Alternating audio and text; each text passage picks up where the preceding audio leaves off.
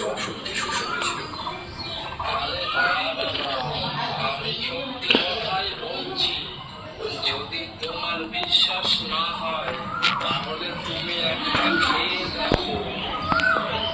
সত্যি তো বলার জন্যই হয়েছে।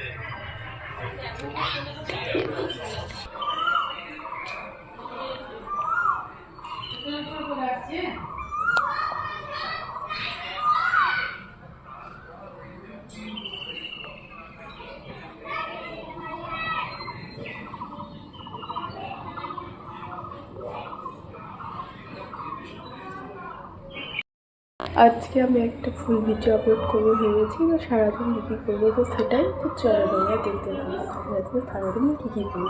তো দিদির বাড়ি তোমরা জানো, তো দিদির বাড়িতে আমি কী করবো, তো সব কিছু দেখতে থাকবে, ফুল ভিডিও আপলোড করবো।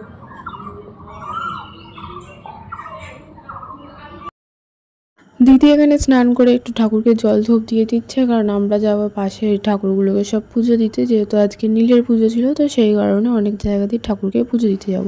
আর এখানে আমি রেডি হয়ে বেরিয়েও পড়েছি, তো ঠাকুরকে পুজো দিতে যাব। তো এখানে ছিল এটা দিদির পাশে, একদম খুব কাছে ছিল এই ঠাকুরটার পাশে মন্দির হচ্ছে, তো এখানে সাইডে একটা ছোট্ট করে করা ছিল মন্দিরের মতো। তো তারপরে চলে এসেছি এখানে আরও একটা মন্দির, তো এইখানেই হচ্ছিলো ওই চড়কের ঝাঁপ টাপ হয়, তো অনেক কিছু হয় এখানে, তো আমরা সেটা পরের নেক্সট ভিডিওতে তোমাদের দেখাবো, ওটা কালকে হবে। আর এই মন্দিরটাকে নতুন রং করেছে বলে বেশ দেখতে দূর থেকে বেশ ভালোই লাগছিল। তো তারপর আমরা এখানে পুজো টুজো দিয়ে চলে এসেছি এইখানে আরও একটাখানে ঠাকুরতলায়, তো এটা হচ্ছে মনসাতলা। তো এইখানে তোমরা অনেকেই জানো যে এখানে প্রচুর বড় একটা করে মেলা হয়। তো এখানে এই সময় নয়, তো অন্য সময় প্রচুর মেলা হয়। তো এটা হচ্ছে কেয়াজার ঝাপান বললে সবাই জানবে।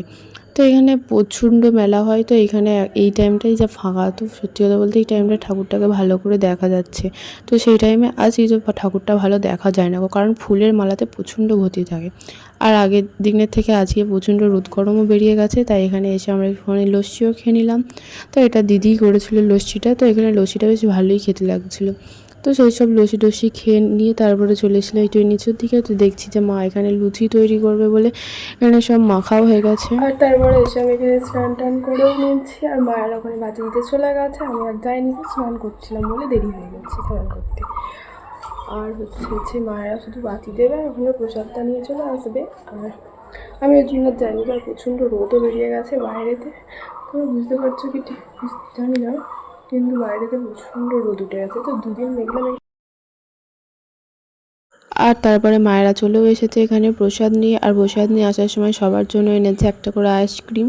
তো দেখতেই পাচ্ছ এটা মটকা এনেছে, তো মটকাটা সত্যি কথা বলতে কম দামের মধ্যেও বেশ খেতে ভালোই।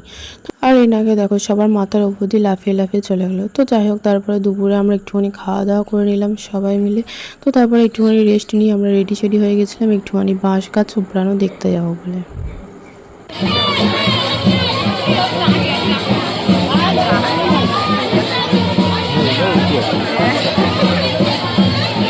আর ওই ছাইটার জন্য আরো বেশি সুন্দর হচ্ছে।